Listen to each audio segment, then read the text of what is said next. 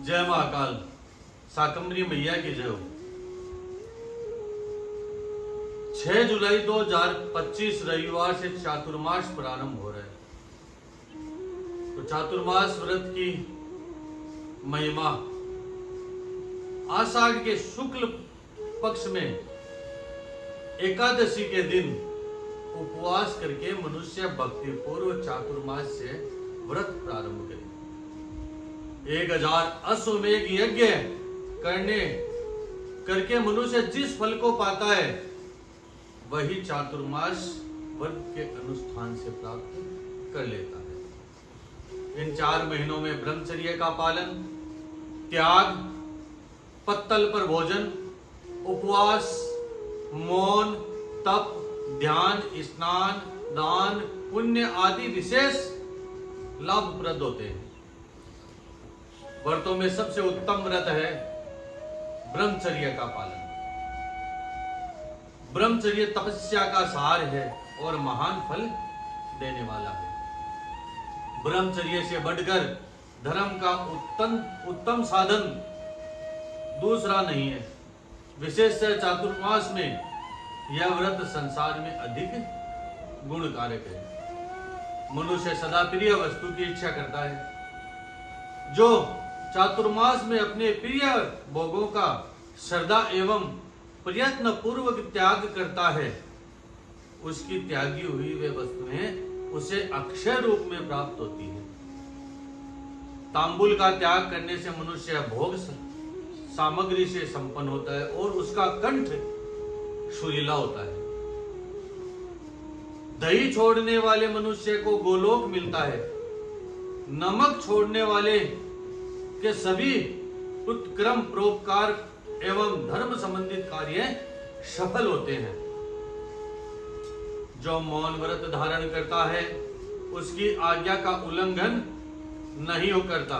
जो मौन व्रत धारण करता है उसकी आज्ञा का कोई भी उल्लंघन नहीं कर सकता। चातुर्मास में काले एवं नीले रंग के वस्त्र का त्याग करना चाहिए। नीले वस्त्र को देखने से जो दोष लगता है उसकी शुद्धि भगवान सूर्य नारायण के दर्शन से होती है। कुसुम्ब, लाल रंग व केसर का भी त्याग कर देना चाहिए। आषाढ़ मास के शुक्ल पक्ष की एकादशी को श्री हरि के योग निद्रा में प्रवृत्त हो जाने पर मनुष्य 4 मास अर्थात कार्तिक की पूर्णिमा तक भूमि पर शयन करे। ऐसा करने वाला मनुष्य बहुत से धन से युक्त होता है और विमान प्राप्त करता है।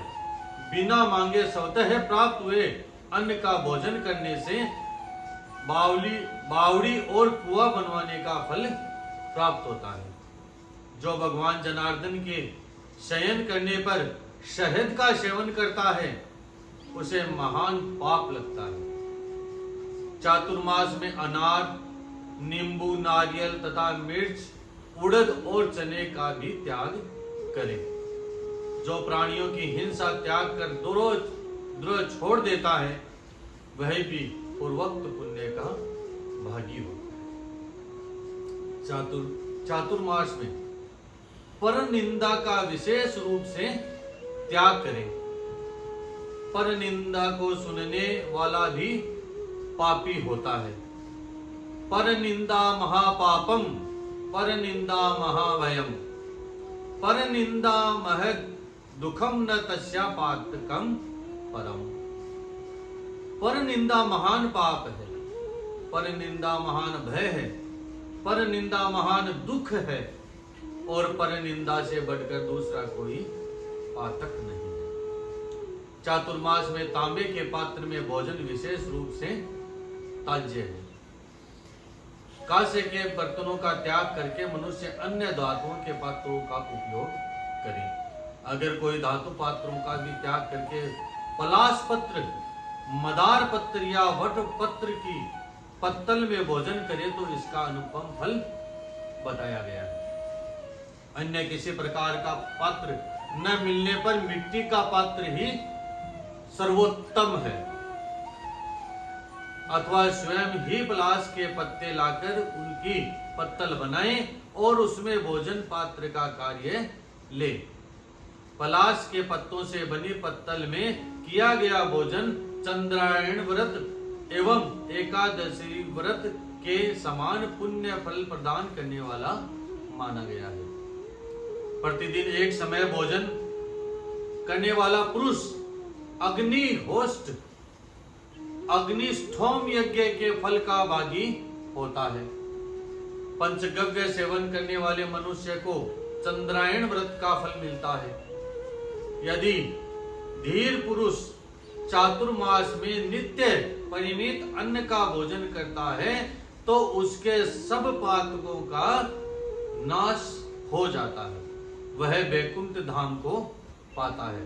चातुर्मास में केवल एक ही अन्न का भोजन करने वाला मनुष्य कभी भी रोगी नहीं होता। जो मनुष्य चातुर्मास में केवल दूध पीकर अथवा फल खाकर रहता है उसके सहस्त्रों पाप तत्काल विलीन हो जाते हैं। 15 दिन में एक दिन संपूर्ण उपवास करने से शरीर के दोष जल जाते हैं, नष्ट हो जाते हैं और 14 दिनों में तैयार हुए भोजन का रस ओज में बदल जाता है। इसलिए एकादशी के उपवास की महिमा है। वैसे तो गृहस्थ को महीने में केवल शुक्ल पक्ष की एकादशी ही रखनी चाहिए, किंतु चातुर्मास की तो दोनों पक्षों की एकादशियां बताई गई। जो बात करते हुए भोजन करता है उसके वार्तालाप से अन्न अशुद्ध हो जाता है, वह केवल पाप का भोजन करता है। जो मौन होकर भोजन करता है वह कभी भी दुख में नहीं पड़ता है। मौन होकर भोजन करने वाले राक्षस भी स्वर्ग लोक में चले गए। यदि पके हुए अन्न में कीड़े मकोड़े पड़ जाए तो वह अशुद्ध हो जाता है। यदि मानव उस अपवित्र भोजन को अन्न को खा ले तो वह दोष का भागी होता है। जो नरश्रेष्ठ प्रतिदिन ओम प्राणाय स्वाहा, ओम अपानाय स्वाहा, ओम व्यानाय स्वाहा, ओम उदानाय स्वाहा, ओम समानाय स्वाहा इस प्रकार प्राण वायु को 5 आहुतियां देकर मौन भोजन करता है, उसके 5 पातक निश्चय ही नष्ट हो जाते हैं। चातुर्मास में जैसे भगवान विष्णु आराधनीय है वैसे ही ब्राह्मण भी भाद्रपद मास आने पर उनकी महापूजा होती है। जो चातुर्मास में भगवान विष्णु के आगे खड़ा होकर पुरुष सूक्त का पाठ करता है उसकी बुद्धि स्वतः ही बढ़ती है। चातुर्मास सब गुणों से युक्त समय है। इसमें धर्मयुक्त श्रद्धा से शुभ कर्मों का अनुष्ठान करना चाहिए। सत्संगे द्विज भक्तिश्च गुरुदेवाग्नि तर्पणम गोप्रदानम वेद पाठ सत्क्रिया सत्य भाषणम गो भक्ति दान भक्तिश्च सदा धर्मस्य साधनम।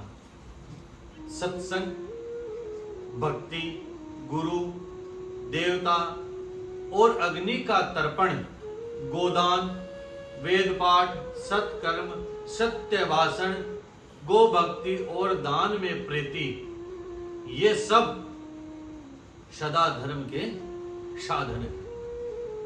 देवशयनी एकादशी से देव उठनी एकादशी तक उक्त धर्मों का साधन एवं नियम महान फल देने वाला है।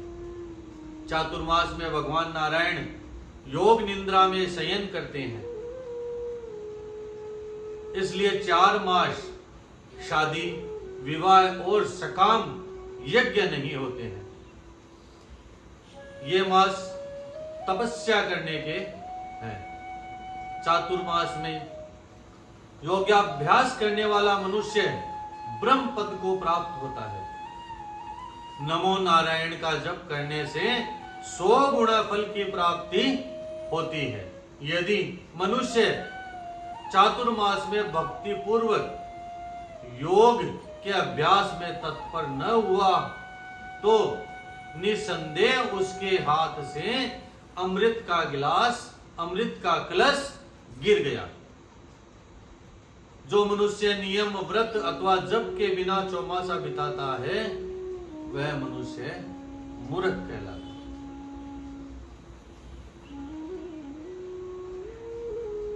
बुद्धिमान मनुष्य को सदैव मन को संयम में रखने का प्रयत्न करना चाहिए।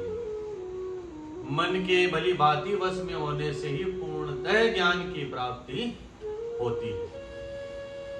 सत्यमेकम परो धर्म, सत्यमेकम परम तप, सत्यमेकम परम ज्ञान, सत्य धर्म प्रतिष्ठित, धर्म मूल महिंसा च मनसा ताम च चिंतयन कर्मणा च तथा वाचा तत एता समाचरेत। एकमात्र सत्य ही परम धर्म है, एक सत्य ही परम तप है, केवल सत्य ही परम ज्ञान है और सत्य में ही धर्म की प्रतिष्ठा है। अहिंसा धर्म का मूल है, इसलिए उस अहिंसा को मन, वाणी और क्रिया के द्वारा आचरण में लाना चाहिए। चातुर्मास में विशेष रूप से जल की शुद्धि होती है। उस समय तीर्थ और नदी आदि में स्नान करने का विशेष महत्व बताया गया है। नदियों के संगम में स्नान के पश्चात पितरों एवं देवताओं का तर्पण करके जप, होम आदि करने से अनंत फल की प्राप्ति होती है। ग्रहण के समय को छोड़कर रात को और संध्या काल में स्नान न करें। गर्म जल से भी स्नान नहीं करना चाहिए। गर्म जल का त्याग कर देने से पुष्कर तीर्थ में स्नान करने का फल मिलता है। जो मनुष्य जल में तिल और आंवले का मिश्रण अथवा बिल्व पत्र डालकर ओम नमः शिवाय का 4-5 बार जप करके उस जल से स्नान करता है उसे नित्य महान पुण्य प्राप्त होता है। बिल्व पत्र में वायु प्रकोप दूर होता है, बिल्व पत्र से वायु प्रकोप दूर होता है और स्वास्थ्य की रक्षा होती है। चातुर्मास में जीव दया विशेष धर्म है। प्राणियों से द्रोह करना कभी भी धर्म नहीं माना गया है। इसलिए मनुष्य को सर्वदा प्रयत्न करके प्राणियों के प्रति दया करनी चाहिए। जिस धर्म में दया नहीं है वह दूषित माना गया है। सब प्राणियों के प्रति आत्मभाव रखकर सबके ऊपर दया करना सनातन धर्म है, जो सब पुरुषों के द्वारा सदा सेवन करने योग्य है। सब धर्मों में दान धर्म की विद्वान लोग सदा ही प्रशंसा करते हैं। चातुर्मास में अन्न, जल, गो का दान, प्रतिदिन वेद पाठ और हवन, ये सब महान फल देने वाले बताए गए हैं। सत्य कर्म, सत्य कथा, सत्य पुरुषों की सेवा, संतों के दर्शन, भगवान विष्णु का पूजन आदि सत्कर्मों में संलग्न रहना और दान में अनुराग होना, ये सब बातें चातुर्मास में दुर्लभ बताई गई है। चातुर्मास में दूध, दही, घी एवं मट्ठे का दान महान फल देने वाला बताया गया है। जो चातुर्मास में भगवान के प्रीति के लिए विद्या, गो व भूमि का दान करता है वह अपने पूर्वजों का उद्धार कर देता है। विशेषतः चातुर्मास में अग्नि में आहुति, भगवत भक्त एवं पवित्र ब्राह्मणों को दान और गौवों की बलि भांति सेवा पूजा करनी ही चाहिए। पितृक्रम, श्राद्ध में शिला हुआ वस्त्र नहीं पहनना चाहिए। चातुर्मास में हम पितृक्रम तर्पण करते हैं तो उसमें शिला हुआ वस्त्र कभी नहीं पहनना चाहिए। जिसने असत्य भाषण, क्रोध तथा पर्व के अवसर पर मैथुन का त्याग कर दिया है वह अश्वमेध यज्ञ का फल पाता है। असत्य भाषण के त्याग से मोक्ष का दरवाजा खुल जाता है। किसी पदार्थ को उपयोग में लाने से पहले उसमें से कुछ भाग सतपात्र ब्राह्मण को दान करना चाहिए। जो धन सतपात्र ब्राह्मण को दिया जाता है वह अक्षय होता है। इसी प्रकार जिसने कुछ उपयोगी वस्तुओं का जो स्वयं को पसंद हो उन वस्तुओं को चातुर्मास में त्यागने का नियम लिया हो, उसे भी वे वस्तुएं सतपात्र ब्राह्मण को दान करनी चाहिए। ऐसा करने से वह त्याग सफल होता है। चातुर्मास में जो स्नान, दान, जप, होम, स्वाध्याय और देव पूजन किया जाता है वह सब अक्षय हो जाता है। जो एक अथवा दोनों समय पुराण सुनता है वह पापों से मुक्त होकर भगवान विष्णु के धाम को जाता है। जो भगवान के शयन करने पर विशेषता है उनके नाम का कीर्तन और जप करता है उसे कोटि कोटि गुना फल प्राप्त होता है। देवशयनी एकादशी के बाद प्रतिज्ञा करना कि हे भगवान, मैं आपकी प्रसन्नता के लिए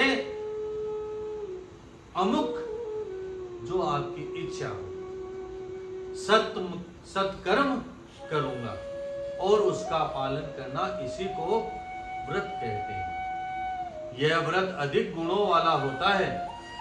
अग्निहोत्र, भक्ति, धर्म विषयक श्रद्धा, उत्तम बुद्धि, सत्संग, सत्भाषण, हृदय में दया, सरलता एवं कोमलता, मधुर वाणी, उत्तम चरित्र में अनुराग, वेद पाठ, चोरी का त्याग, अहिंसा, लज्जा, क्षमा, मन एवं इंद्रियों का संयम, लोभ, क्रोध और मोह का अभाव, वैदिक कर्मों का उत्तम ज्ञान तथा भगवान को अपने चित्त का समर्पण, इन नियमों को मनुष्य अंगीकार करे और व्रत का यत्न पूर्वक पालन करे। जय महाकाल।